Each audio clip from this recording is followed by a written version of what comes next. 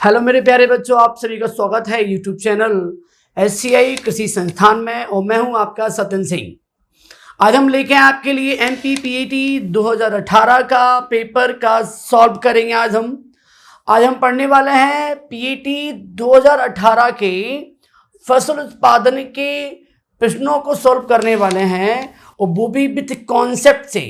हम केवल उसके आंसर ही नहीं बताएंगे आपको, हम ये भी बताएंगे यही आंसर क्यों हुआ और बाकी के जो 3 ऑप्शन नहीं हैं वो क्यों नहीं है। इससे क्या फायदा होगा, आपको इनके आंसर तो मालूम पड़ेंगे ही कॉन्सेप्ट के साथ। इसके अलावा अगर पेपर चेंज हो गया और पेपर अगर दूसरा पेपर बन भी गया, बहुत डिफरेंट बन गया, तो भी आपको उनके आंसर अपने आप मालूम पड़ जाएंगे। ठीक है, तो मेरे साथ पूरे वीडियो को देखें, उसके बाद आप खुद ही आकलन करें आपने कितना फायदा लिया है। ठीक है, तो आइए हम बात कर रहे हैं एमपीपीएटी के 2018 पेपर के पार्ट 1 फसल उत्पादन। तो बेटा पहला क्वेश्चन मुझे देख पा रहा हूं मैं, जैसा कि स्क्रीन पे, fruit crop is only propagated through seed. बोला गया है ऐसी कौन सी फल वाली फसल है जिसको हम बीजों द्वारा प्रसारित करते हैं। तो बेटा ऑप्शन दिए हैं चीकू, सपोटा, आम, मैंगो, केला, बनाना और पपीता, पपाया। तो बेटा जो प्रश्न है कौन सी फसल को हम करते हैं बीजों द्वारा प्रसारित, तो बेटा उसका आंसर है इस प्रकार पपीता। बेटा हम इसको बोलते हैं पपाया। अब प्रश्न ये आ रहा है यही क्यों है बाकी क्यों नहीं है, तो सुन लेते हैं 2 मिनट के लिए। देखिए बेटा प्रसारण होता क्या है पहले आप ये समझो शॉर्ट में फटाफट। प्रसारण वाले बेटा होता है प्रोपगेशन और इसका मतलब होता है पौधे के किसी भी भाग से, पौधे के किसी भी पार्ट से कई पौधे बना देना, उसी जैसे कई पौधे बनाना, दैट इज ए प्रसारण। और बेटा ये होता है 2 प्रकार का, सेक्सुअल और एसेक्सुअल। बोले तो लैंगिक प्रसारण और एक होता है बेटा अलैंगिक प्रसारण। हम इसे एसेक्सुअल भी बोल सकते हैं। ठीक है, चलिएगा। लैंगिक प्रसारण बेटा जो होता है ये होता है बीजों द्वारा, और जबकि बच्चा अलैंगिक। इसके अलावा जो ऑप्शन आपको मिल जाए बस बीज आप छोड़ देना। अगर कोई फसल को बीजों द्वारा बोते हैं तो वो होता है लैंगिक प्रसारण। इसके अलावा आपने जो भी नाम सुना हो, कटिंग, लेयरिंग, ग्राफ्टिंग, बडिंग, कंद, ट्यूबर, सकर्स, स्कॉर्म, स्टोलन, ऑफसेट, जो भी आपने नाम सुना हो या ना सुना हो, आप टेंशन मत लेना, वो सभी अलैंगिक में आते हैं। हालांकि अलैंगिक फिर से 2 प्रकार का होता है, एक होता है कृत्रिम माने आर्टिफिशियल, एक होता है प्राकृतिक बोले तो बेटा नेचुरल। शॉर्ट में बात करें अलैंगिक के कृत्रिम में कौन से पार्ट आते हैं, तो कटिंग, लेयरिंग, ग्राफ्टिंग, बडिंग, इनको भूलना मत, शॉर्ट में लिख दिया आप थोड़ा समझ लेना। ठीक है, उसके अलावा इसमें कौन आते हैं प्राकृतिक में अलैंगिक के, जैसे कि अपन आलू करते हैं कंद द्वारा, जैसे केला करते हैं सकर्स द्वारा, जैसे ग्लैडियोलस को करते हैं हम किसके द्वारा, कॉर्म द्वारा। जो आप जो नाम पढ़ते हो कॉर्म, सकर्स, ये स्टोलन, ऑफसेट, ये सभी नाम बेटा होते हैं अलैंगिक के कौन से प्रकार में, प्राकृतिक में। तो हमें यहां पूछा था कौन सी फसल को बीजों द्वारा करते हैं, तो बेटा पपीता एक ऐसी फसल है जिसमें मुख्यतः हम प्रसारण करते हैं काय के द्वारा, बीजों द्वारा। अगर बेटा सोचिए क्वेश्चन अगर घूमता, अगर वो चाहता तो ये ऑप्शन देता नहीं, वो ये देता बताइए कौन सी फसल में लैंगिक प्रसारण होता है, तो भी आंसर क्या होता, पपीता। तो अब डरे नहीं, कई बार ऐसा भी हुआ है पीईटी में कि आप भैया बीज द्वारा ऑप्शन सोच रहे थे, वहां ऑप्शन दिया लैंगिक प्रसारण से, आप सोचे ये क्या बोल दिया, ये बीज बोले चाहे लैंगिक प्रसारण बोले, बेटा बात दोनों क्वेश्चन पपीता ही होगा। अब हम बात कर लेते कुछ ऑप्शनों की, इनके आंसर क्या होते अगर ये क्वेश्चन आते पेपर में। तो चीकू को बेटा अगर पूछता जाता तो चीकू में मुख्यतः प्रसारण की विधियां होती क्या, एयर लेयरिंग, इसे हम बोलते हैं बेटा गूटी द्वारा। आम में करते हैं इनार्चिंग, इसे बोलते हैं वीनियर ग्राफ्टिंग, उत्तरी भारत में ये बहुत प्रचलित है, जबकि दक्षिणी भारत में मैंगो में हम करते हैं किसके द्वारा, एपिकोटल ग्राफ्टिंग। केला ऑप्शन दिया गया है, केले में मुख्यतः होता है प्रसारण सकर्स द्वारा। अब बेटा सकर्स 2 प्रकार के होते हैं अगर डिटेल में आता तो, एक होता है पानी नुमा सकर्स जिसे बोलते हैं वाटर सकर्स, एक होता है तलवार नुमा सकर्स, इसे बोलते हैं सॉर्ड सकर्स। तो बेटा दोनों सकर्स में भी केले में मुख्यतः प्रसारण होता है सॉर्ड सकर्स माने तलवार नुमा सकर्स से। तो हमने ये क्वेश्चन तो सॉल्व किया ही, इससे मिलते जुलते और भी क्वेश्चन सॉल्व किए हैं। अगर इनसे क्वेश्चन आते हैं तो आपको बिल्कुल बनेंगे। ठीक है, तो ये था क्वेश्चन नंबर पहला। अब हम बात कर रहे हैं क्वेश्चन नंबर सेकंड की। बेटा सेकंड क्वेश्चन आपको दिया गया है, is a seedless variety of mango, आम की बीज रहित किस्म होती है।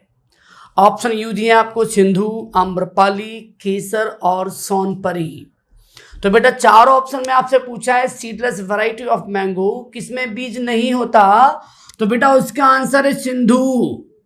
सिंधु एक ऐसी वैरायटी है आम की जिसमें सीड नहीं होता। अब हम बात करें अगर और क्वेश्चन आते तो क्या होता, अगर आम्रपाली जो ऑप्शन दिया है, केसर दिया है, सोनपरी दिया, इनसे क्वेश्चन आते तो क्या होता, उनकी बात कर लेते हैं। तो बेटा जो आम्रपाली ऑप्शन दिया है इसकी विशेषता सुन लीजिए, इससे बहुत ज्यादा बार क्वेश्चन आया हुआ है। आम्रपाली बेटा आम की एक बौनी जाति है। ठीक है, बौनी जाति का मतलब डॉर्फ वैरायटी है।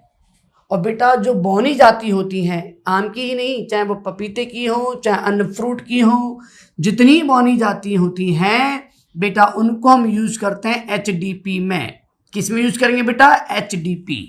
अब बेटा ये HDP क्या होता है, इसको सुन लीजिएगा, हाई डेंसिटी प्लांटिंग। हिंदी में बेटा ऐसे बोलते हैं उच्च घनत्व, और P माने प्लांटिंग माने रोपण। इसका अर्थ होता है बेटा कम से कम जगह में अधिक से अधिक पौधे रोपण करना। स्वाभाविक है, बौनी जाती होगी तो कम कैनोपी होगी, कम स्पेस घेरेगी, तो हम कम से कम स्पेस में अधिक से अधिक पौधे लगा सकते हैं, तो इस बात को बोलते हैं HDP। तो बेटा आम्रपाली विशेषता कहाँ यूज करते हैं, HDP में। एक बात और सुनिएगा, दुनिया में जो भी जाति HDP योग्य होती हैं, जिन्हें HDP में यूज कर सकते हैं, वे किचन गार्डन में बोई जाती हैं। तो बेटा इसका मतलब समझे, किचन गार्डन माने हम इसे रसोई उद्यान भी बोल सकते थे। तो ये क्वेश्चन बहुत बार रिपीट हुआ है, आम की कौन सी ऐसी वैरायटी है, किस्म है, जिसे हम रसोई उद्यान या किचन गार्डन में लगा सकते हैं, वो है आम्रपाली। कौन सी जाति बौनी है, वो है आम्रपाली। किसे HDP में यूज करते हैं, वो भी बेटा कौन सी जाति है, आम्रपाली। वो आम्रपाली कैसे बनी है, चूंकि ये संकर जाति है, इसका ट्रिक है A = D/N। तो आप याद कर लें ADN, बहुत इंपॉर्टेंट है बेटा। जितनी भी प्रश्न मैं बोल रहा हूं, अगर आपने ये सॉल्व कर लिया तो पेपर में नए क्वेश्चन भी अराइज होंगे, वो भी आपको बनेंगे। ठीक है, आप कम से कम मेरे जितने क्वेश्चन टॉपिक डले आप पूरा वीडियो देखें। तो आम्रपाली बेटा एक संकर जाति है, और संकर जाति का मतलब होता है उनके जनक होते हैं। जनक देख पा रहे हैं, जनक क्या है, D/N। जनक में पहला बेटा फीमेल होता है, दूसरा मेल होता है, इतना ध्यान रखें। तो ये क्वेश्चन भी आया हुआ है कि इसके जनक कौन है, तो D माने दशहरी, N माने नीलम। आपको ये भी पूछा गया है कि आम्रपाली जाति है, उसमें फीमेल क्या लेंगे, तो फीमेल लेंगे बेटा दशहरी, मेल क्या लेंगे, मेल में बेटा क्या लेंगे, नीलम। नीलम का मेल प्लांट, दशहरी का फीमेल प्लांट, इनके बीच में क्रॉस करवाएंगे तो बनता है बेटा आम्रपाली। इतना ध्यान रखना। ठीक है, उसके बाद ऑप्शन दिया केसर। बेटे केसर के अलावा अल्फांसो भी एक ऐसी जाति है जो, केसर और अल्फांसो दोनों ही एक्सपोर्टेबल वैरायटी हैं, जिसको हम बहुत निर्यात करते हैं, बहुत इंपॉर्टेंट हैं, बहुत महंगे आम हैं, स्वादिष्ट आम हैं और एक्सपोर्टेबल वैरायटी है।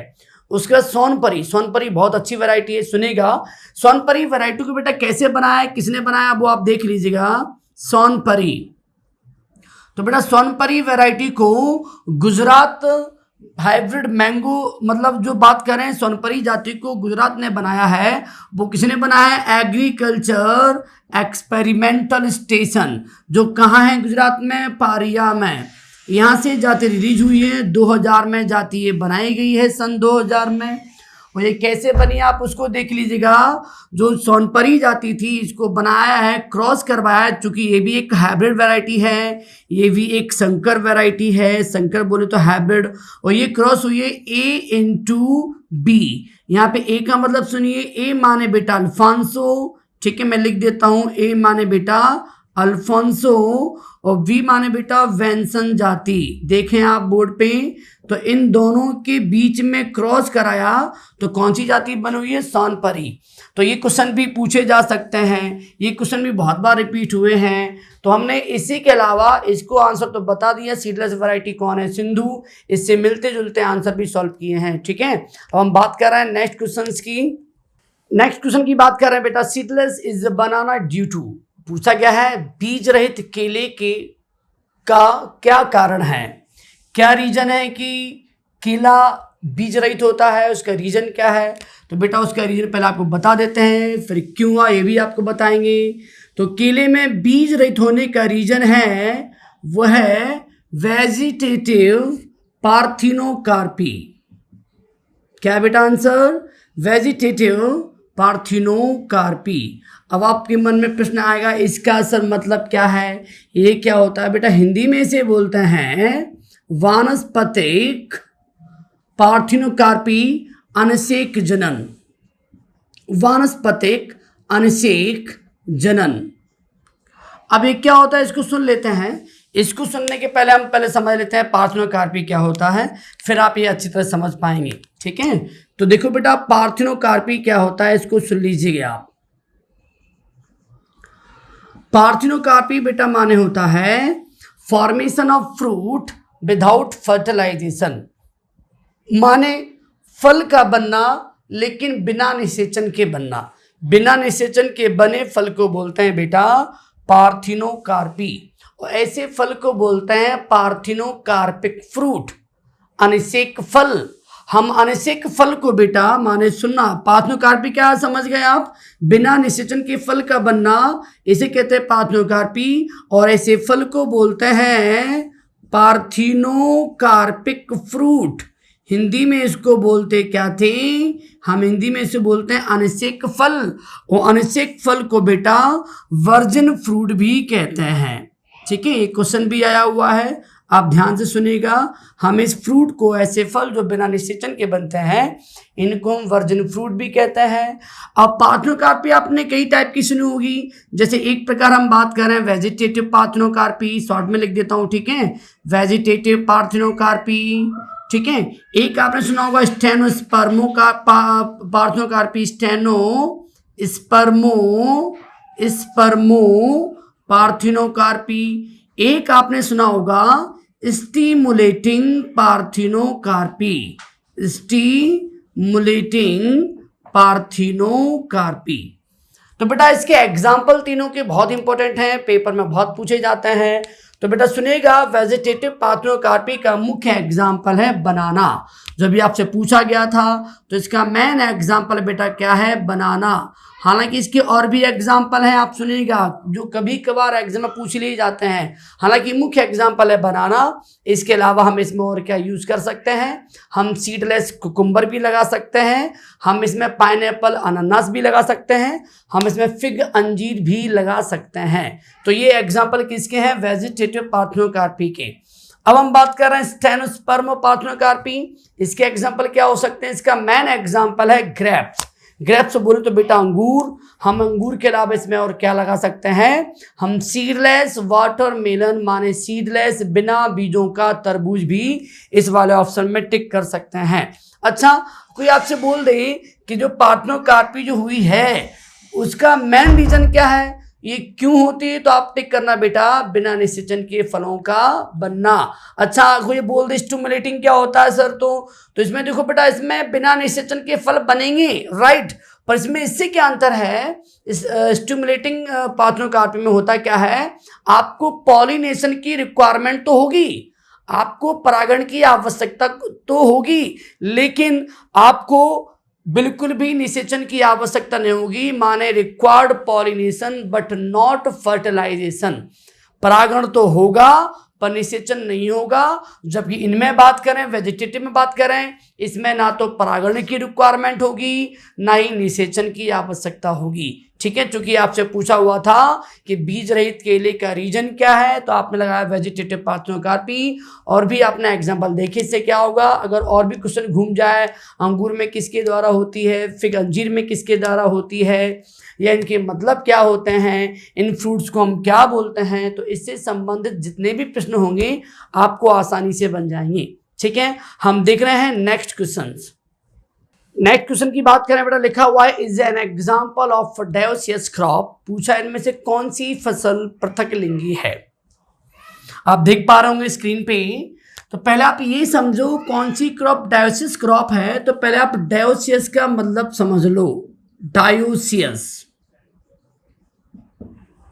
बेटा तो डाई माने दो होता है, कई बच्चे यहाँ से कंफ्यूजन बहुत हो जाते हैं, वो सोचते हैं डायोसियस प्लांट वे होते हैं जिनमें दोनों सेक्स हों, दोनों फ्लावर हों, मेल एंड फीमेल। गलत होता है बेटा, ऐसा ना समझें। यहाँ डायोसियस का मतलब होता है, हम इसको एक तरह से यूनिसेक्सुअल भी प्लांट कह सकते हैं, यूनिसेक्सुअल प्लांट। बेटा अब यूनिसेक्सुअल प्लांट आप क्या समझे? यूनिसेक्सुअल प्लांट माने पृथक लिंगी।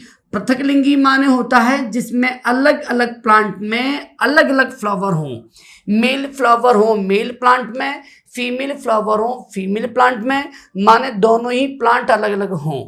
तो बेटा ऐसा प्लांट आप मेनली देख पाएंगे, उसका बहुत पॉपुलर एग्जाम्पल है पपाया। हालांकि और भी एग्जाम्पल हैं, पर आपके सिलेबस के अकॉर्डिंग पपाया काफी सफिशिएंट आंसर है। हालांकि और भी मैं एग्जाम्पल बता रहा हूं जो आपके लिए बहुत इंपॉर्टेंट होंगे, like that mulberry, spinach, date palm, kiwi fruit, asparagus, ये सभी प्लांट डायोसियस हैं। फिर सुना डायोसियस प्लांट क्या होता है, डायोसियस और मोनोसियस। जो मोनो बेटा मानो होता है एक। अगर मैं आपको ये पूछता कि मोनोसियस प्लांट कौन सा है, तो आप बोलते हैं मोनोसियस माने मोनो माने एक। अगर एक ही प्लांट पे, अगर सिंगल प्लांट पे मेल फ्लावर भी हो फीमेल फ्लावर भी हो तो उसे बोलते हैं मोनोसियस प्लांट। पर डायोसियस क्या होता है, डायोसियस माने दो, दो दो माने एक प्लांट पे मेल फ्लावर हो अलग हो और एक प्लांट पे फीमेल फ्लावर हो अलग हो, माने अलग अलग प्लांट पे सेक्सुअल ऑर्गेनिज्म होना, अलग अलग फ्लावर होना, this called as a dioecious. Simple सी बात बोल रहा हूँ शॉर्ट में बेटा, डायोसियस मान होता है यूनिसेक्सुअल, जबकि मोनोसियस मान होता है बाइसेक्सुअल, दोनों सेक्सुअल ऑर्गन हो, दोनों सेक्सुअल फ्लावर हो, दिस इज ए मोनोसियस। सुनने में हो सकता है आपको कंफ्यूजन लग रहा हो, डायोसिस माने दोनों, एक ही पे दोनों मत कर देना। डायोसिस माने दो प्लांट, माने डिफरेंट डिफरेंट प्लांट पे डिफरेंट डिफरेंट ऑर्गेनिज्म होना, सेक्सुअल फ्लावर होना, this called as a dioecious. तो डायोसिस का बहुत अच्छा एग्जांपल पपाया देखा, और भी एग्जांपल है spinach, asparagus, kiwi fruit, date palm and etcetera. ठीक है, तो ये बहुत अच्छा क्वेश्चन था, आप इसको ध्यान से देखें और इसको समझें। यूनिसेक्सुअल प्लांट कहते हैं, इससे आप समझ जाएंगे। ठीक है, नेक्स्ट क्वेश्चन है, ललित निम्न एक उन्नत किस्म है। पूछा हुआ है आपसे कि Lalit is an improved variety of, Lalit किसकी वैरायटी है? तो बेटा आपको जानकारी के लिए बता दें, जो ललित वैरायटी आपको दी गई है, ललित एक वैरायटी है अमरूद की। किसकी वैरायटी बेटा? अमरूद की। अमरूद की ललित ही नहीं, मैं कुछ और महत्वपूर्ण वैरायटी लिख रहा हूं जो आपको बहुत एग्जाम में पूछी गई हैं। इस बार जैसे ललित पूछी गई है, इसके अलावा और एग्जाम जो आप देखेंगे, jet exam, UP CATET, BCEC या सीजीपीईटी, एमपीपीईटी, तो आपको बहुत नाम दिखाई देंगे। जैसे एक पॉपुलर वैरायटी है जो आईसीआर में बहुत बार पूछी है, L49, इसका फुल फॉर्म बेटा लखनऊ 49, और इसे कहते हैं सरदार अमरूद। इसे सरदार ग्वावा के नाम से भी जानते हैं, कहते हैं ये अमरूदों का सरदार है। एक जाति है G27, इसका नाम बेटा ग्वालियर 27। बेटा ये जाति लखनऊ 49 या G27, दोनों ही जाति इलाहाबादी सफेदा के संकरण से बनाई गई हैं, इलाहाबादी सफेदा से बनाई गई हैं, ध्यान रखना। ये दो जाति आपने देखी, और भी जाति मैं बता रहा हूँ जो बहुत ही इंपॉर्टेंट हैं, जैसे कि L49 इससे बोलते लखनऊ 49, G27 ग्वालियर 27, और भी जाति जैसे एक है इलाहाबादी सफेदा, एक है बनारसी सुरखा, बनारसी सुरखा। आपने देखा होगा कभी कभी अमरूद के अंदर वाला भाग गुलाबी या लाल होता है, आपने देखा होगा, तो बेटा वो यही वाला अमरूद होता है बनारसी सुरखा। और भी जाति की बात कर लें, एक जाति मैं लिख रहा हूं आपको अर्का अमूल्य, बहुत जाति पूछी गई ये भी, और भी जाति यहां लिख देता हूं अर्का मृदुला। ठीक है, एप्पल कलर, ये भी जाति बहुत पूछी गई है, एप्पल कलर। हापसी, ये भी पूछी हुई वैरायटी है। इसके बाद बेदाना सीडलेस, ये भी बहुत पूछी हुई जाती है। चित्तीदार, धारीदार, कोहीर सफेद। चलो मैं लिख देता हूं कोहीर सफेद। तो बेटा अगर आप एग्जाम देने कोई जा रहे हैं तो ये वैरायटी आप अमरूद की जरूर देख के जाएं। आपको यकीन मानना, अगर अमरूद की कोई भी जाति पूछी हुई होगी आपको इनसे बाहर कभी क्वेश्चन नहीं दिखाई देगा। ठीक है, नेक्स्ट क्वेश्चन की बात कर रहे हैं, आप देख लें जब तक अच्छी तरह से। तो बेटा नेक्स्ट क्वेश्चन आपको इस प्रकार है, NPK are regarded in plant nutrition as. पौधों के पोषण में एनपीके को निम्न माना जाता है। बेटा एनपीके को निम्न माना जाता है, एनपीके ही नहीं, सोचिए कभी कैल्शियम आ गया तो, कभी आयरन आ गया तो, कभी सीएचओ आ गया तो उन्हें क्या मानेंगे। तो फटाफट एक कॉन्सेप्ट सीख लेते हैं कि बेटा जो आवश्यक पोषक तत्व होते हैं, ध्यान से सुनना एक बार जरा, ठीक है। आवश्यक पोषक तत्व बेटा इन्हें बोलते हैं एसेंशियल न्यूट्रिएंट। ठीक है, इनकी संख्या बेटा होती 17। कितनी संख्या बेटा इनकी है? 17। 17 में डिवाइड अगर करेंगे अपन तो देखो 3 हमें मिलते हैं थ्रू एयर एंड वाटर, माने हवा और पानी से। वो हैं बेटा 3 तत्व, वो हैं CHO। बचे जितने तत्व वो मिलते हैं बेटा हमें कहाँ? मिट्टी से, मृदा से। ठीक है, 17 में से 3 हमें मिले CHO हवा पानी से, रिमेनिंग 14 हमें मिलते हैं मिट्टी से। ये तो हैं बेटा 2 प्रकार के, एक बृहद पोषक तत्व, इन्हें बोलते हैं मैक्रो एलिमेंट, मैक्रो न्यूट्रिएंट। एक होते हैं सूक्ष्म पोषक तत्व, इन्हें बोलते हैं बेटा माइक्रो या ट्रेस एलिमेंट। बहुत फेमस नाम है इनका, ट्रेस। आगे देखते हैं। अब बेटा बृहद फिर से 2 प्रकार के होते हैं, एक तो प्राथमिक माने प्राइमरी एलिमेंट, एक होते हैं द्वितीयक, द्वितीयक माने बेटा सेकेंडरी। ठीक है, अब देख रहे हैं प्राथमिक में बेटा 3 एलिमेंट आते हैं, आप सुनिएगा। प्राथमिक में N P K, द्वितीय में आते हैं 3 कैल्शियम, मैग्नीशियम, सल्फर। माइक्रो में बेटा आते हैं 8, वो 8 कौन कौन से? Fe, Mn, Mo, Zn, Cu, Cl, Bni। आपने के नाम तो जानते ही होंगे, iron, manganese, molybdenum, zinc, copper, chlorine, boron, nickel, calcium, magnesium, sulphur, nitrogen, phosphorus, potassium, carbon, hydrogen, oxygen. अब आपसे पूछा हुआ था एनपीके क्या है, तो देखो एनपीके कैसे एलिमेंट है? प्राथमिक। सोचिए हम पे यही आंसर लगाते हैं, पर चूंकि हम जानते हैं प्राथमिक द्वितीयक दोनों आते हैं बृहद में, तो हम चूंकि ऑप्शन इस प्रकार दिए थे तो हमने टिक किया बृहद पोषक तत्व। तो सोचिए अगर ऑप्शन में ये नहीं होता तो हमें क्या टिक करते? प्राथमिक। हम प्राथमिक ही नहीं, हमें ये पूछ सकते थे कि एनपी कहाँ से मिल रहे हैं? मिट्टी से। हमें ये पूछ सकते थे कैल्शियम, मैग्नीशियम, सल्फर कैसे हैं? द्वितीयक। हमें ये पूछ सकते थे कि Mn कौन सा तत्व है? सूक्ष्म। तो हमें एक क्वेश्चन नहीं, हमें कई क्वेश्चन का आंसर यहाँ मिल गया। और एक बात और ध्यान सुने बेटा, जो हवा पानी से प्राप्त होते हैं इनको बेटा हम कहते हैं संरचनात्मक तत्व, बहुत इंपॉर्टेंट है। और बेटा इन्हें प्राथमिक कहते हैं, ये बृहद पोषक तत्व माना। इसके अलावा इनका एक नाम और है उर्वरक पोषक तत्व, द्वितीय का एक नाम और है गौड़ पोषक तत्व, और इन सभी का एक नाम और है ट्रेस एलिमेंट, ट्रेस पोषक तत्व। तो सोचिए कितने क्वेश्चन आपको बन सकते हैं। आपसे ये पूछ सकते थे बताओ कौन सा ट्रेस तत्व है, आपसे ये पूछ सकते इनमें से कौन सा उर्वरक तत्व है, आपसे ये पूछ सकते थे कितने तत्व हवा पानी से प्राप्त होते हैं, आपसे ये पूछ सकते हैं कितने तत्व मिट्टी से प्राप्त होते हैं, आपसे ये भी पूछ सकते थे कितने आवश्यक पोषक तत्व हैं या कितने एसेंशियल न्यूट्रिएंट हैं। तो सोचिए हमने एक क्वेश्चन सॉल्व के चलते हमने इससे मिलते जुलते कई क्वेश्चन सॉल्व कर लिए। अब बताया हमें क्यों क्वेश्चन नहीं बनेगा। तो प्लीज पूरा लेक्चर देखिएगा और अच्छा लगे तो अपने मित्रों को भी शेयर कीजिएगा। ठीक है, नेक्स्ट क्वेश्चन की बात कर रहे हैं अपन। नेक्स्ट क्वेश्चन बेटा है the sensitive stage to moisture stress in sorghum is. पूछा गया है कि सोरगम में नमी प्रतिबल के लिए संवेदनशील चरण कौन से हैं। सोरगम को बेटा ज्वार कहते हैं। पूछा गया है ज्वार में जो नमी प्रतिबल है, मां नमी के लिए, नमी देने के लिए सबसे सेंसिटिव स्टेज कौन सी है। ऑप्शन दिए हैं सिर्फ अनाज भरण के लिए, माने ग्रेन फिलिंग के लिए, फ्लावरिंग के लिए, सिर्फ पुष्पन के लिए। तो बेटा इसमें से सबसे ज़्यादा अच्छा आंसर है अपना जो चौथा ऑप्शन दिया है। चूंकि उस ऑप्शन करेक्शन कर लेंगे, ए और बी दिया है उसको बोल देंगे ए और सी।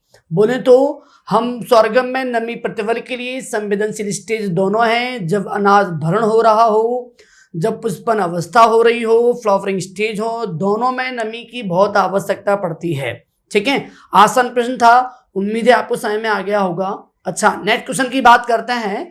जो देख पा रहे हैं आप, लिखा हुआ है कि sweet orange belongs to the family of, पूछा हुआ है कि मीठा संतरा निम्न परिवार से संबंधित है। आपको कुछ परिवार ऑप्शन दिए हैं, रूटेसी, बिटेसी, बॉम्बेसी एंड रोजेसी। कुछ ऐसे आपको मतलब फैमिली के नाम दिए हैं। तो बेटा मीठा संतरा किस फैमिली का है? तो बेटा आपको बता दूं, मीठा संतरा ही नहीं, मीठा संतरा माने यहाँ दिया स्वीट ऑरेंज, उसके अलावा मैंडरिन, उसके अलावा lemon, lime, kumquat, grape fruit, gas plant, ठीक है, गैस ट्री जिसे बोलते हैं। इसके अलावा अपना कह सकते हैं सिट्रॉन, मेडिका, बेल फ्रूट, करी ट्री, ये सभी रूटेसी फैमिली में आते हैं। अब सोचिए, हमें केवल मीठा संतरा ही नहीं, सोचो कभी ऐसा मैंड्रिन किस में आता है तो रूटेसी, कमकट किस में आता है रूटेसी, ग्रेप फ्रूट, ग्रेप्स नहीं बोल रहा, ग्रेप फ्रूट किस में आता है रूटेसी। ठीक है, जैसे कि मैंने बोला कि आपसे लेमन किस में आता है रूटेसी, लाइम किस में आता है रूटेसी, सौर माने खट्टा नींबू, सौर लाइम किस में आता है रूटेसी, बेलपत्र जिसे बेल फ्रूट बोलते हैं किस में आता है रूटेसी। तो सोचिए रूटेसी में इतने हमने एग्जांपल देखे। हालांकि उसके अलावा और भी प्रकार की बात और कर लेते हैं। बिटेसी दिया है बेटा, इसमें मेन एग्जांपल है ग्रेप्स, अंगूर, आप सब जानते ही हैं। बम्बेसी में मेन जो आता है सीवा और बॉम्बेक्स, जितने जीनस के बॉम्बेक्स हैं, जो भी जीनस जिसका बॉम्बेक्स है सभी बम्बेसी फैमिली में आते हैं। रोजेसी में रोज, गुलाब, एप्पल, सेब, पियर, नाशपाती, प्लम, पीच, स्ट्रॉबेरी, ये सब किस में आते हैं बेटा रोजेसी में। आप ध्यान रखो, जरूरी नहीं है आपको केवल रूटेसी बार अगली बार पूछा जाए, हो सकता है इनमें से कौन सा फल रोजेसी में आता है। तो आप रिपीट करें, फिर मैं सुना रहा हूँ, एप्पल, पियर, प्लम, पीच, स्ट्रॉबेरी, ये सब किस में आते हैं रोज, ये सब किस में आते हैं, ये सब आते हैं रोजेसी फैमिली में। तो देखो अपन एक क्वेश्चन का आंसर लगा रहे हैं, ये इसके चलते अपन आसपास के क्वेश्चन भी देखते चल रहे हैं। ठीक है ना, नेक्स्ट क्वेश्चन की बात कर रहे हैं। तो नेक्स्ट क्वेश्चन की बात बेटा कर रहे हैं, आम के रोपण की सर्वाधिक लोकप्रिय विधि है। आम के रोपण की सर्वाधिक लोकप्रिय विधि है, बोला गया the most popular method for mango planting is. आपसे पूछा गया है कि आम के लगाने की जो रोपण की मेथड है कौन सी बहुत अच्छी है। तो बेटा पहले आपको प्लांटिंग मेथड के बारे में थोड़ा सा नॉलेज होना चाहिए, जरूरी नहीं ये क्वेश्चन रिपीट फिर से यही हो जाए। प्लांटिंग से क्वेश्चन अगर आए तो आपको सभी बनना चाहिए प्लांटिंग मेथड से। तो बेटा कुछ मेथड ऐसी हैं जो आम में बहुत फेमस हैं, और कुछ प्लांटिंग मेथड की बात ही लेते हैं। जैसे कि बेटा अगर हम चारों दिशाएं, चारों भुजाएं बराबर बना दें, तो बेटा इस विधि को हम कहते हैं, इस विधि को बोल रहे हैं वर्गाकार विधि। चारों भुजाएं इक्वल हैं, देख पा रहे हैं। अगर हम ऐसा नहीं करके ऐसा कर दें जिसकी आमने सामने वाली भुजाएं बराबर हैं, आमने सामने वाली भुजाएं देखें, ठीक है। अब देखें, ये सामने वाली बराबर हैं, ये सामने वाली बराबर हैं, इसे बोलता रेक्टेंगुलर माने आयताकार विधि। ठीक है, हम ऐसा भी बना सकते थे जिसकी तीन भुजाएं सेम हैं, इसे बोल रहे हैं बेटा कौन सा, ट्रायंगुलर त्रिकोणीय विधि। और भी विधियों के नाम सुन लेते हैं। एक विधि ऐसे भी होती है, इसे बोलते हैं बेटा कौन सी, परिरेखा विधि या कंटूर विधि। हम ऐसे भी बोल सकते थे जैसे बेंजीन की तरह जिसकी 6 भुजाएं होती हैं, इसे बोलते हैं बेटा कौन सी विधि, इसे बोलते हैं षटकोणीय विधि। एक हम और बना सकते थे जिसे बोलते हैं चारों भुजाएं बराबर हैं, वर्गाकार विधि की तरह ही है, बस बीच में एक अन्य पौधा है, इसे बोलते हैं पंचवृक्षीय या डायगोनल विधि। आपको नाम मैं बता देता हूं, जिसमें चारों भुजाएं बराबर हैं बेटा, इसका नाम है वर्गाकार विधि, इसे बोलते हैं स्क्वायर मेथड। इसमें आमने सामने वाली भुजाएं बराबर हैं, इसे बोलते हैं आयताकार विधि, इसे बोलते हैं रेक्टेंगुलर मेथड। ठीक है, इसकी तीनों भुजाएं बराबर हैं, त्रिकोणीय विधि, इसे बोलते हैं बेटा ट्रायंगुलर मेथड, ठीक है। इसे बोलते हैं जिसमें पहाड़ी क्षेत्र हैं, पर्वतीय क्षेत्र हैं, वहां यूज कर रहे हैं बेटा परिरेखा मेथड, इसे बोलते हैं कंटूर मेथड, ठीक है। इसको नाम देंगे षटकोणीय विधि, इसको बेटा हम बोलते हैं कौन सा, हेक्सागोनल मेथड। और इसको बेटा जिसकी चारों भुजाएं समान, बीच में एक अन्य पौधा भी है, अल्पकालिक पौधा है, ये ध्यान रखना, इसे बोलते हैं कौन सा, पंचवृक्षीय या क्विंकन्स विधि, पंचवृक्षीय या डायगोनल विधि। अब आपसे पूछा गया है कि आम में कौन सी पॉपुलर मेथड है। आम में पॉपुलर मेथड आप जब बता पाएंगे जब आपको इन सब की थोड़ी जानकारी होगी। वो आम में ही नहीं हो सकता, अगली बार क्वेश्चन चेंज करके पूछने, बता इस विधि में क्या होता है, ये विधि कैसी है, तो थोड़ा चलो ठीक है टाइम लग जाए थोड़ा सा, लेकिन नॉलेज तो मिलना चाहिए। मैं सीधे बता दूं आम में सबसे अच्छी विधि वह कार है, तो क्या मतलब वह रटना थोड़ी है हमें। अब क्यों है अच्छी, ये क्यों नहीं है, इसमें क्या होता है थोड़ा बात कर लेते हैं। तो बेटा प्लांटिंग मेथड की बात करें तो वर्गाकार विधि में क्या होता है, इसके चारों कोनों पे पौधे लगा दिए जाते हैं, जैसे कि देख पा रहे हैं। इसमें पौधे से पौधे की दूरी हो, चाहे पंक्ति से पंक्ति की दूरी हो, इक्वल होती है, बराबर होती है। ऐसे होने से क्या होता है, हम सभी कृषि क्रियाएं जितनी भी एग्रीकल्चरल ऑपरेशन है सभी आसानी से कर सकते हैं। इस वजह से एक बात और ध्यान रखना है, इस मेथड में हम मेनली ऐसे पौधों को प्लांटेड करते हैं जो अधिक डिस्टेंस पर, अधिक दूरी पर बोए जाए। ऐसा मत करना सरसों गेहूं चना मत बो देना इस मेथड से, क्योंकि ये method mainly use in mainly fruit plant, और ऐसे प्लांट में यूज करेंगे फ्रूट प्लांट में भी जो अधिक दूरी पर बोए जाते हैं हो, जिनके बीच में 8 से 10 मीटर का स्पेस हो, ध्यान रखना, ठीक है। तो इस प्रकार आम की स्पेसिंग जानते हैं 10 मीटर होती है। तो इस प्रकार आम में सबसे पॉपुलर विधि हम टिक कर रहे हैं वर्गाकार। अब ये क्यों नहीं इसकी बात कर रहे हैं, इसमें क्या हुआ, ये विधि दोनों सेम है, अंतर क्या है बस इसमें सभी पौधे से पौधे की दूरी इक्वल नहीं है। इनकी बात करेंगे दूरी बराबर है, पर इनकी दूरी जितनी है इतनी इनकी दूरी नहीं है। माने सभी पौधे से पौधे की दूरी, सभी पंक्ति से पंक्ति की दूरी इक्वल नहीं है। मेनली आयताकार विधि यूज करते हैं हम सब्जियों में, ठीक है। ट्रायंगल विधि में क्या होता है, planted on each corner of triangle, त्रिकोण के सभी कोनों पे पौधे रोपित कर दिए जाते हैं। चूंकि इस मेथड से पौधे नहीं लगाते, सोचिए इस मेथड में कॉन्सेप्ट क्या होता है, इस मेथड में कॉन्सेप्ट ये होता है कि जिस भी पंक्ति में पौधे लगे हैं अगली पंक्ति में पौधे पिछली पंक्ति में लगे पौधों के बीचों बीच लगाते हैं। फॉर एग्जाम्पल ये पंक्ति में पौधे लगे हैं, चाहे हम नीचे पौधे लगाएं चाहे ऊपर पौधे लगाएं, कॉन्सेप्ट क्या है, दो पौधों के बीच में लगाएंगे। फॉर एग्जाम्पल ऐसे माने कि मुझे यहाँ इस अगली पंक्ति में पौधे लगाने हैं, तो मैं इन पौधों के बीच में यहाँ लगाऊंगा, बन गया ट्रायंगल। देखो अगर मैं यहाँ पौधे लगाऊंगा तो इन दोनों के बीच में यहाँ लगाऊंगा, देखो बन गया ट्रायंगल। देखो आप देख पा रहे हैं, अगर ऊपर पौधे लगाऊंगा तो कॉन्सेप्ट वो ये अगली पंक्ति में लगे पौधों के बीच में लगाएंगे, ये दो के बीच में ये आ गए, देखो बन गया ट्रायंगल। तो ऐसे करते करते इतना टिपिकल मेथड हो जाता है पौधे लगाने का कि इसमें किसी भी पौधे से पौधे की दूरी इक्वल नहीं है, हमें कोई भी कृषि कार्य करने में बहुत कठिनाई होगी, इसलिए बेटा हम इस मेथड का यूज बिल्कुल नहीं करते हैं, ध्यान रखना, ठीक है। अब बात कर रहे हैं बेटा परिरेखा। ये मेथड यूज करते हैं मेनली कैसे एरिया हो, जहाँ पर्वतीय हो, पठारी हो, स्लोप ज्यादा हो, तो वहां अपन ऐसे माना कि ऐसा कोई स्लोप था तो ऐसे स्लोप पे खेती नहीं कर सकते, इसे डिवाइडेड इनटू पेयर सीढ़ी में कन्वर्ट कर देंगे, तो हम आराम से यहाँ खेती कर देंगे या स्लोप, यहाँ खेती कर देंगे स्लोप, यहाँ खेती करेंगे स्लोप। तो ऐसे करते करते ढलान भी अपनी कन्वर्ट हो गई, हमने खेती भी कर पाई, तो इस विधि को बोलता है परिरेखा।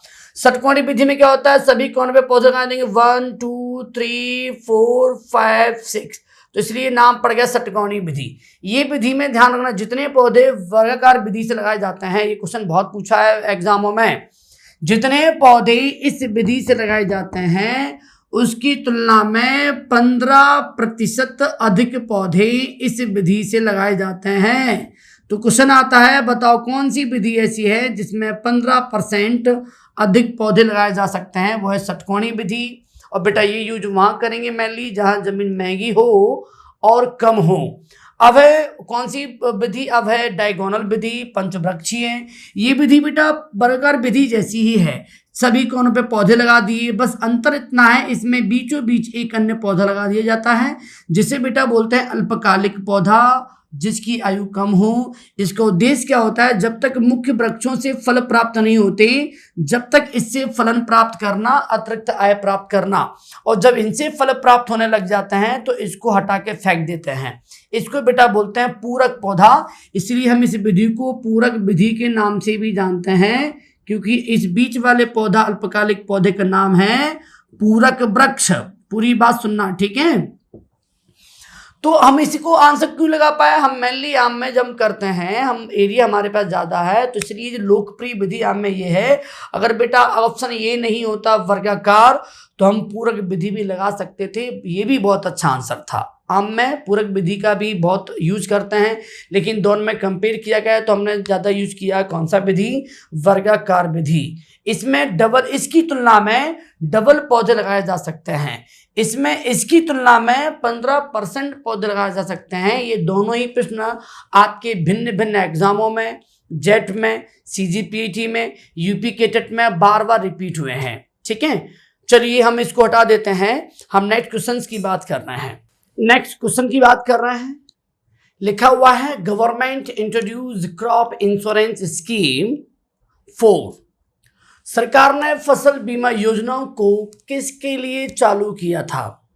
ऑप्शन है सूखे खतरे के लिए, या मृदा समस्याओं के लिए, खरपतवार संक्रमण को रोकने के लिए, या फिर कीट आक्रमण, पेस्ट अटैक को रोकने के लिए। स्वाभाविक है, पहले हम समझ लेते हैं फसल बीमा योजना होती क्या है।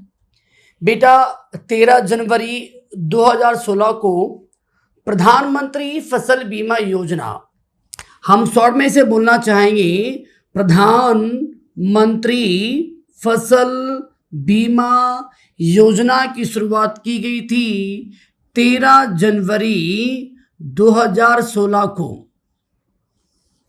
इसका उद्देश्य क्या था? इसका बेटा उद्देश्य ये था कि जो सूखे से, बाढ़ से, प्राकृतिक आपदाओं से जो फसल की हानि होती है उसको रोकने के लिए केंद्र सरकार ने PMFBY की शुरुआत की। इसके तहत आपको फसल पे पूरा मुआवजा मिलेगा। इसके लिए आपको भी क्या करना होगा? खरीफ फसलों के लिए आपको 2% प्रीमियम, जबकि रबी फसलों के लिए आपको 1.5% माने 1.5% प्रीमियम देनी होगी।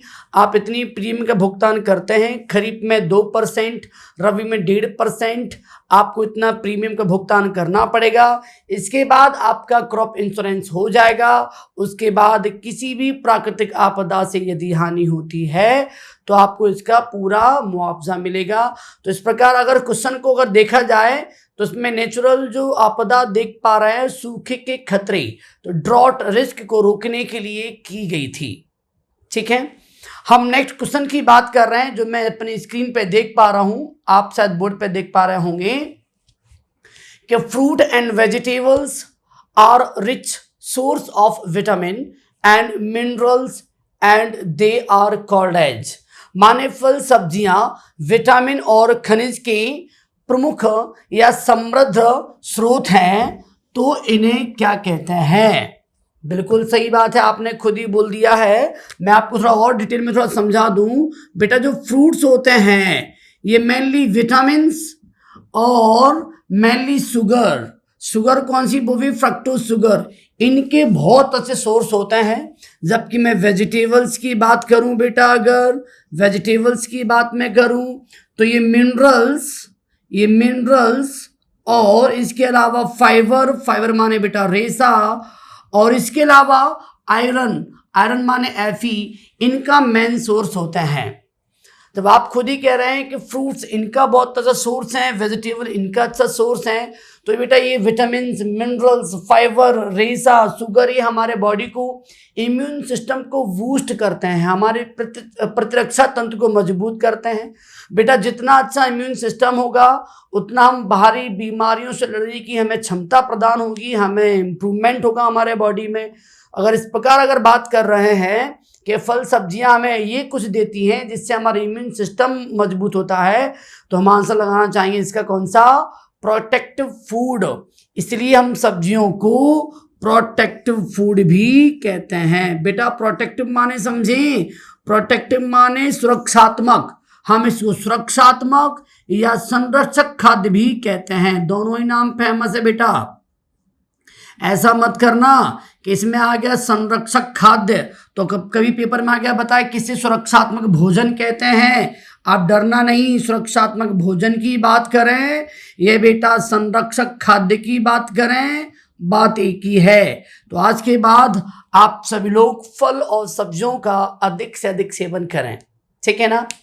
हम नेक्स्ट क्वेश्चंस की बात कर रहे हैं। तो बेटा नेक्स्ट क्वेश्चन मैं स्क्रीन पे देख पा रहा हूं, हमें यहाँ पे नेक्स्ट क्वेश्चन दिया गया है कि टमाटर में पुष्पाग्र विगलन माने ब्लॉसम एंड रॉट डिसीज किसकी कमी से होता है। Blossom and rot in tomato is due to deficiency of, किसकी कमी से होगा। तो बेटा आपको मालूम होना चाहिए कि ब्लॉसम एंड रॉट डिसीज जो है, जिसे पुष्पाग्र विगलन रोग भी कहते हैं, ये बीमारी due to deficiency of calcium, इसकी कमी से होती है। ठीक है, आप सभी जानते हैं कैल्शियम का साइन क्या होता है। अब सभी ये भी जानते हैं, एक क्वेश्चन ऐसे भी आ सकता था कि पुष्पाग्र विगलन बीमारी कौन से शारीरिक विकार, ये एक क्या है, बीमारी है कि डिसऑर्डर है। तो बेटा अगर मैं बोलूं, आप सभी जानते हैं जो disease due to deficiency of element nutrients, जो पोषक तत्व की कमी से, टेम्परेचर, ह्यूमिडिटी, इनकी वजह से होती हैं, उन्हें बीमारी नहीं कहते। ये एक प्रकार का फिजियोलॉजिकल डिसऑर्डर है। This is not a disease, this is a disorder. ये एक प्रकार का विकार है, शारीरिक विकार है। ये टमाटर में के अलावा, मुख्यतः टमाटर में, इसके अलावा अपन मेलन में, वाटरमेलन में या कुकुम्बर में भी ये देखा जा सकता है। तो आपसे ये पूछा गया था किसकी कमी से होगी, तो हम लगा देंगे कैल्शियम की कमी से। और भी ऑप्शन है, थोड़ा शॉर्ट में समझ लेते हैं। आयरन की कमी से क्या होगा भैया, आयरन कमी से ऑक्सीजन, अब सब जानते हैं आयरन ऑक्सीजन का वाहक है। इसके अलावा आयरन की कमी से पौधा छोटा हो जाएगा, ठीक है। पोटेशियम, पोटेशियम की कमी से बहुत कुछ आंसर मिलेंगे। जो मक्का के भुट्टे हैं उनमें दाने दूर दूर हो जाएंगे, तितर बितर हो जाएंगे। उसके अलावा पोटेशियम की कमी से जो हमारी लीव्स हैं, लीव्स के किनारे जो हैं वो थोड़ा मुड़ जाएंगे, हम देख पाएंगे ऐसा उसमें बीमारी। और दानों में, तने में चमक भी कम होगी, क्योंकि पोटेशियम चमक के लिए भी जिम्मेदार है। अब बात करें नाइट्रोजन, नाइट्रोजन तो बहुत इंपॉर्टेंट है। नाइट्रोजन की कमी से बटनिंग इन कॉलीफ्लावर, बटनमा एक बटनिंग डिसीज हो जाएगी, विकार हो जाएगा कॉलीफ्लावर में। उसके अलावा क्लोरोसिस हो जाएगी, क्लोरोसिस माने हरिमहीनता भी हो जाएगी एन की कमी से। और बेटा एन कम हो जाएगा तो पौधे की वृद्धि भी कम होगी, जिससे पौधा बौना हो जाएगा। इस प्रकार की अपन देख पाएंगे इसकी कमी होने से। पर जो क्वेश्चन यहाँ पे पूछा गया था टमाटर में पुष्पाग्र विगलन, उसका आंसर लगाना चाहिए ब्लॉसम एंड रॉट, राइट ना बेटा, ठीक है। नेक्स्ट क्वेश्चन बहुत इंपॉर्टेंट पूछा गया था पीटी 2018 में क्रॉप प्रोडक्शन के पेपर में कि लाल बाग गार्डन कहाँ स्थित है। ठीक है बेटा, क्वेश्चन पूछा गया बेटा हमसे कि लाल बाग गार्डन कहाँ स्थित है। तो आप स्क्रीन पे देख पा रहे होंगे, आ गया होगा स्क्रीन पे, लाल बाग गार्डन कहाँ स्थित है। तो बेटा मैं आपको बता दूं, लाल बाग गार्डन स्थित है बेंगलुरु में, ठीक है। ये बेटा स्थित है बेंगलुरु। और बेटा ये कहाँ आता है, बेंगलोर कहाँ आता है, ये बेटा आता है कर्नाटका में, ध्यान से सुनिएगा। अब हमारा प्रश्न ये है कि सर लालबाग गार्डन, लालबाग उद्यान आ गया, हम बेंगलोर में लगा दिया, लेकिन और भी यहाँ ऑप्शन है लखनऊ, बेंगलोर, मुंबई। अगर ये आते तो यहाँ के मुख्य गार्डन कौन से हैं। तो एक बार हम कुछ गार्डन के नाम लिख देते हैं, ये आपके लिए बहुत इंपॉर्टेंट साबित होगा, ठीक है। जैसे बेटा मैं बात करूं गांधी उद्यान, समय कम है अपने पास तो फटाफट मैं लिखता चलूंगा, आप समझ जाना। गांधी उद्यान कहाँ है, ये भैया है ग्वालियर में, ठीक है। नेहरू पार्क कहाँ है, नेहरू पार्क बेटा है, ये है इंदौर में, ठीक है। इंडियन बॉटेनिकल गार्डन IBG कहाँ है, यह है शिवपुर कोलकाता में, कोलकाता, ठीक है, कोलकाता। और NBG कहाँ है, नेशनल बॉटेनिकल गार्डन, यह है लखनऊ। ये कहाँ आता है लखनऊ बेटा, कहाँ आता है UP, फटाफट सुनिएगा। ताज गार्डन और रामबाग गार्डन कहाँ है? ताज गार्डन, रामबाग गार्डन में दोनों हैं बेटा आगरा में, ठीक है। Mughal garden, Rashtrapati Bhavan garden, Rashtrapati Bhavan garden और बुद्धा जयंती पार्क, ये कहाँ है? ये है बेटा दिल्ली में, दिल्ली में, ठीक है। हैंगिंग गार्डन, हैंगिंग गार्डन के अलावा कमला नेहरू पार्क, ये बेटा कहाँ है? ये बेटा है कहाँ? मुंबई में। मुंबई कहाँ आता है बेटा? महाराष्ट्र में। इसके अलावा शालीमार गार्डन, ये कहाँ है? जम्मू कश्मीर में, JNK, जम्मू कश्मीर। इसके अलावा रॉक गार्डन कहाँ है? बहुत पूछा हुआ है बेटा ये भी। रॉक गार्डन कहाँ है बेटा? ये है चंडीगढ़ में, ठीक है। इसके अलावा वृंदावन गार्डन कहाँ है? वृंदावन बेटा गार्डन है जे कहाँ है? मैसूर, कर्नाटका में। तो इस प्रकार आपको कुछ गार्डनों की स्थिति मालूम होना चाहिए, कौन सा गार्डन कहाँ है। इससे थोड़ा आपको कुछ क्वेश्चन जो पूछे गए हैं वो आपको आसानी से बन जाएंगे, राइट।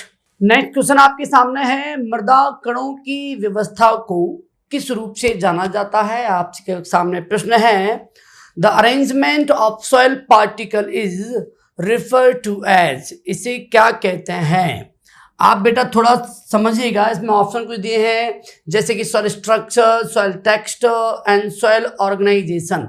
अगर आप समझेंगे तो बहुत बेहतरीन क्वेश्चन है, ये बहुत रिपीट होता है, आप सुनिएगा। देखो बेटा इसका आंसर है वैसे मृदा संरचना, इसे बोलते हैं बेटा सॉइल स्ट्रक्चर। अब ये क्यों है आप थोड़ा शॉर्ट में आंसर समझिएगा, आप सब समझ जाएंगे। यहां पूछा है कि मृदा कणों की व्यवस्था, हम बेटा व्यवस्था को विन्यास भी बोल सकते थे, अंग्रेजी में बोल रहे हैं इसका कॉन्फ़िगरेशन, अरेंजमेंट। तो अरेंजमेंट पूछा है तो आंसर लगा रहे हैं मृदा संरचना। अगर आपसे ये पूछा जाता कि मृदा कणों का प्रतिशत, अगर ये वाली बड़ा आ जाता तो बेटा इसे बोलते गठन, और गठन को बेटा बोलते हैं टेक्सचर, जो आपको ऑप्शन दिया गया है एक, उत्तम आंसर ये हो जाता। अगर आपसे ये बोलते हैं कणों का आकार, अगर मृदा में उपस्थित मृदा के कणों का आकार का अध्ययन या एक किस नाम से जाना जाता है, तो बेटा इसे हम क्या बोलते हैं? मृदा वर्गीकरण, इसे बोलते हैं अंग्रेजी में सॉइल सेपरेट्स। तो जो छोटे छोटे आंसर है, हमें व्यवस्था पूछी गई है तो हमने आंसर लगा दिया संरचना।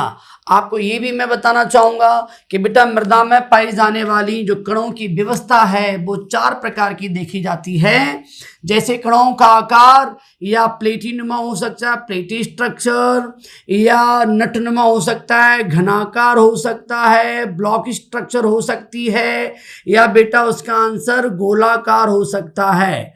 तो बेटा सभी संरचनाओं में सबसे अच्छी संरचना मिट्टी के कणों की होती है, गोलाकार, राउंडेड।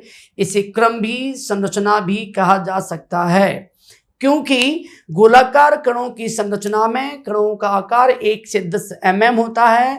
और ये आपको और बता दूं, गोलाकार संरचना में सॉइल ऑर्गेनिक मैटर माने कार्बनिक पदार्थ की मात्रा अधिक होती है, इसलिए उत्पादकता उर्वरता की दृष्टि से बहुत अच्छी संरचना है। आपको मैं एक और बता दूं, हम जो बोल रहे हैं मृदा संरचना सॉइल स्ट्रक्चर, इसे हम और क्या बोलते हैं? तो बेटा आपको सुनिएगा ध्यान से, ये मृदा उत्पादकता माने सॉइल प्रोडक्टिविटी, उत्पादकता। और बेटा इसके अलावा मृदा उर्वरता, उर्वरता माने फर्टिलिटी, दोनों की कुंजी है। कुंजी माने की माने चाबी। तो की of soil productivity and key of soil fertility is known as soil structure। हम soil structure को ही मृदा उत्पादकता, मृदा उर्वरता की कुंजी भी कहते हैं। नेक्स्ट क्वेश्चन आपको दिया गया है, what is the percentage of nitrogen in urea?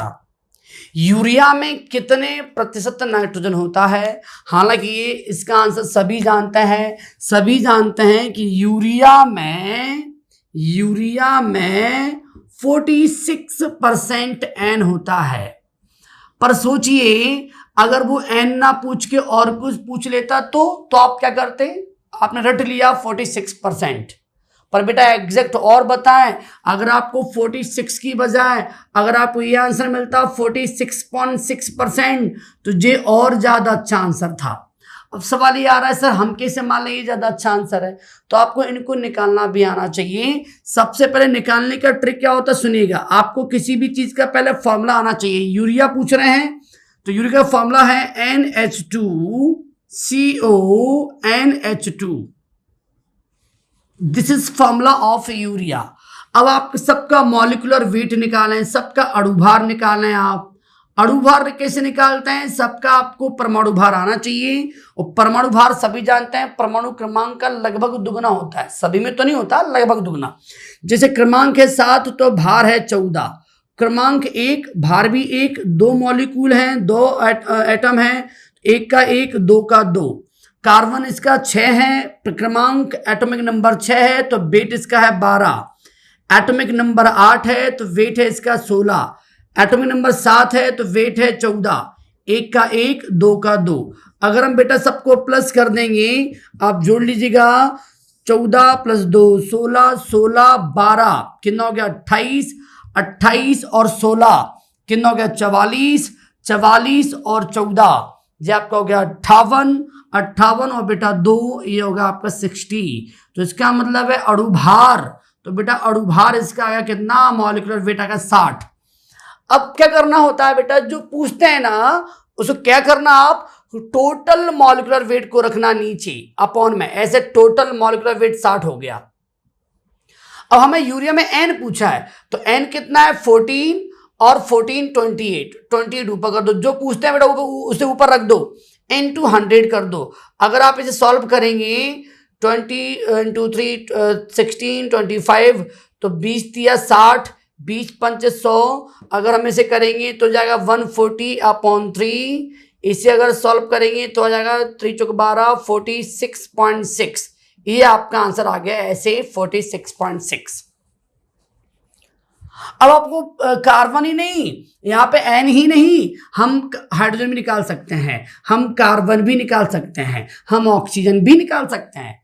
कोई पूछे कितना कार्बन परसेंटेज है तो कुछ मत करना, जितना उसका है 12 ऊपर करना, नीचे ऐसे माने 12 ऊपर कर दिया, टोटल मॉलिक्यूलर वेट 60 हो गया into 100 तो 12 पंचे 60, 5 से डिवाइड किया 100 को तो 20, 5 दूनी 10 0 तो 20% हो गया कार्बन। अब सोचिए कितना अच्छा पॉइंट आ गया, हमने एन ही नहीं, हम कार्बन ऑक्सीजन हाइड्रोजन नाइट्रोजन और यूरिया में ही नहीं, कोई भी चीज बोले आपसे कोई बोल दे अमोनियम नाइट्रेट में, अमोनियम सल्फेट में, कैल्शियम नाइट्रेट में कितना एन है कितना कैल्शियम है, कुछ भी हो आप डरना नहीं, पूरे का मॉलिक्यूलर वेट निकालना, जो पूछा गया उसको ऊपर रखना, into 100 करना, आपको उसका परसेंटेज मालूम पड़ जाएगा। ठीक है ना। तो यहाँ आंसर क्या लगाएंगे, यूरिया में एन कितना हो बेटा, तो ऑप्शन जो दिए जा रहे हैं उसके हिसाब से लगाएंगे 46%, राइट। नेक्स्ट क्वेश्चन बेटा दिया है, मृदा की कार्बनिक पदार्थ मात्रा क्या है, what is the organic matter content of soil, कितना ऑर्गेनिक मैटर पाया जाता है। जो ऑप्शन बेटा दिए हैं उसके हिसाब से आंसर लगाना चाहेंगे 5%। इंडियन सॉइल में ऑर्गेनिक मैटर की मात्रा जो होती है बेटा वो 5% होती है, लेकिन हम इसको और सवाल बताएं जो पूछे गए पेपरों में, देखिएगा यदि ऑर्गेनिक मैटर की मात्रा, कार्बनिक पदार्थ की मात्रा यदि सॉइल में 20% से ज़्यादा हो जाए, 20% प्लस हो जाए, तो ऐसी मिट्टी को बेटा हम कहते हैं कार्बनिक मिट्टी, ऐसी मिट्टी को बेटा बोलते हैं ऑर्गेनिक सॉइल, कार्बनिक मृदा। और ध्यान रखना, अगर आप सॉइल ऑर्डर पढ़ेंगे तो बेटा हमने मिट्टी को कुल 12 ऑर्डर में बांटा गया है। ऑर्डर बोले तो गण, मिट्टी के कुल कितने गण हैं, तो आप बोलेंगे मृदा के कुल 12 गण हैं।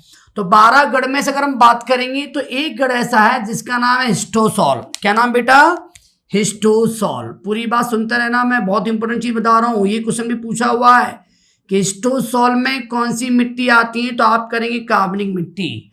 कार्बनिक मिट्टी क्या होती है, तो आप बोलेंगे ऐसी मिट्टी जिसमें कार्बनिक पदार्थ की मात्रा 20% से ज्यादा हो। और बेटा ऐसी मिट्टी भारत में नहीं पाई जाती। जब ऐसी मिट्टी इंडिया में नहीं है तो क्वेश्चन एक बार ये आया हुआ है, कौन सा ऑर्डर ऐसा है मिट्टी का जो भारत में नगण्य है, ना के बराबर है, तो आंसर टिक किया हिस्टोसॉल। हिस्टोसॉल एक ऐसा गण है जो भारत में नहीं होता। नेक्स्ट क्वेश्चन सॉल्व कर रहे हैं, लिखा हुआ है सर्वेक्षण क्षेत्र पुस्तक का मुख्य अवयव क्या है? What is the main component of survey field book? सभी जानते हैं फील्ड बुक के बारे में, जो नहीं जानते वो प्लीज सुने। क्षेत्र पुस्तिका जिसे बोलते हैं फील्ड बुक, उसका साइज होता है 25 सेंटीमीटर इंटू 15 सेंटीमीटर। इतना लेंथ, इतना विड्थ, इतनी चौड़ाई होती है बेटा। 25 सेंटीमीटर लंबाई की, 15 सेंटीमीटर चौड़ाई की एक बुक होती है जिसे हम खोलते हैं चौड़ाई से। आपने तो जिसे खोलते हैं लंबाई से। आपने बुक कैसे खोलते हैं? नॉर्मली अपन ऐसे खोलेंगे ना, इसे ऐसे ना खोल के नीचे से ऊपर की ओर खोलते हैं। जैसे डायरी आपने खोली हुई कई बार आपने देखा होगा। और अपन लिखते कैसे हैं? नॉर्मली ऊपर से नीचे, पर फील्ड बुक में लिखते हैं नीचे से ऊपर की ओर। इसके बीचों बीच दो लाइन होती हैं जो लाल रंग की होती हैं, जो जरीब को इंडिकेट करती हैं। जरीब बोलो चेन को इंडिकेट करती हैं, चेन को बताती हैं। और ध्यान रखें बेटा, एक प्रचित पुस्तिका में जितने भी मेजरमेंट हैं, जितने भी डाटा लिखे जाते हैं, वो कौन लिखेगा? वो लिखेगा सर्वेयर, जिसे बोलते हैं सर्वेक्षक। तो काम क्या है इसका? तो बेटा इसका काम है जो ऑप्शन में देख पा रहे हैं आप, मापन एंड विवरण बोले तो मेजरमेंट एंड डिस्क्रिप्शंस। हम जितने भी डाटा हैं, लिखने वाला काम, विवरण वाला काम, सभी काम करते हैं किसमें करते हैं? फील्ड बुक में। तो कितना बहुत आसान प्रश्न था। ऐसे प्रश्न तो बच्चों को बनने चाहिए बहुत आसानी से, ठीक है। 18 पेपर इतना इजी था। अगर ऐसे पेपर आते रहे तो बेटा आपके इजी में 90+ नंबर आने की संभावना बिल्कुल आसान है, कोई दिक्कत नहीं है, ठीक है। अगर आप ये डिस्कशन सुन रहे हैं, अगर आप वीडियो पूरा देख रहे हैं, तो यकीन मानना आप अगर ऐसे 10 लेक्चर भी ले लिए, 10 अगर आपने 10 ईयर के क्वेश्चन सॉल्व कर लिए, यकीन मानना आपका नॉलेज ऑटोमेटिक, जितने डाउट हैं वो भी खत्म हो जाएंगे, कॉन्सेप्ट भी इंप्रूव हो जाएगा और आपकी रैंक भी आसानी से बन जाएगी, ठीक है।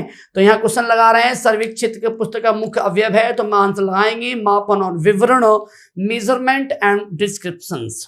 नेक्स्ट क्वेश्चन बेटा बहुत इंपॉर्टेंट है, सर्वेक्षण में एक कंपास का क्या प्रयोग होता है? आपने सर्विंग टॉपिक पढ़ा हो, जिन्होंने डिटेल में नहीं पढ़ा है बेटा, वो मेरे यूट्यूब चैनल में इसी चैनल पे ही प्लेलिस्ट में आप जाएंगे, प्लेलिस्ट में एक टॉपिक लिखा है सर्वेक्षण, पूरा डिटेल में दिया गया है, आप प्लीज उसको देख लें आप अच्छी तरह से, ठीक है। और उसके अलावा लाइव क्लास भी हमारी चल रही है। सभी लाइव क्लास हमारा एक एप्लीकेशन है, प्ले स्टोर से डाउनलोड कर सकते हैं, उसका नाम है एग्रीकल्चर क्लासेस। आप प्ले स्टोर पर जाएंगे, बस अपना लिख देना एग्रीकल्चर क्लासेस, पहले पे ही आपको हमारा ऐप मिल जाएगा, उसे डाउनलोड कर लें। उसमें सभी विषयों की लाइव क्लास चल रही हैं, हर टॉपिक कवर करवाया जा रहा है। जेट एग्जाम के लिए, यूपी कैटेट के लिए, आपका एचडीटी के लिए, बीसीईसी बिहार वाले एग्जाम के लिए, एमपीपीएटी, सीजीपीएटी, सभी एग्जाम के अलग अलग बैच चल रहे हैं, तो आप उसका बहुत फायदा ले सकते हैं, ठीक है। तो चलिए हम नेक्स्ट क्वेश्चन सॉल्व कर रहे हैं, सर्वेक्षण में कंपास का क्या प्रयोग होता है?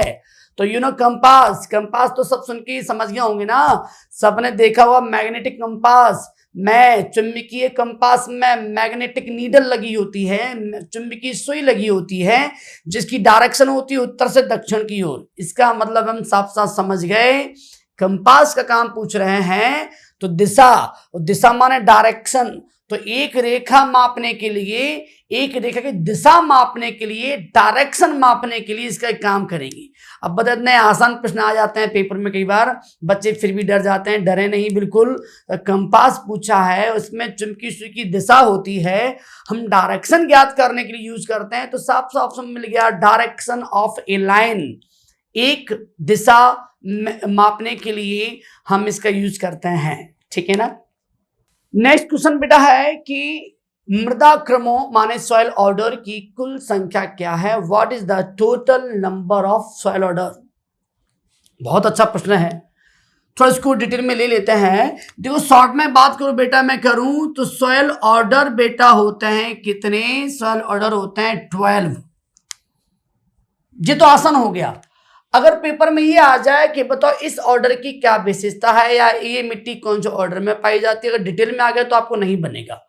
बने आपको तो थोड़ा सुन लीजिएगा, मैं पहले ट्रिक लिख दूं, A4R3BHMSG। तो बेटा ये अपनी ट्रिक है छोटी सी, इसे यूज करना बता देता हूं, आपको लाइफ टाइम याद हो जाएगा।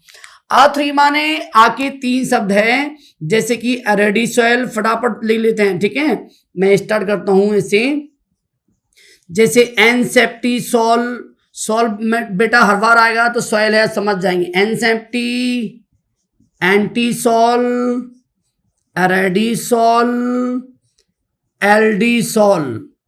A3 में क्या करेंगे, ऑक्सीसॉल, अच्छा नीचे लिख दूं, कोई दिक्कत नहीं है।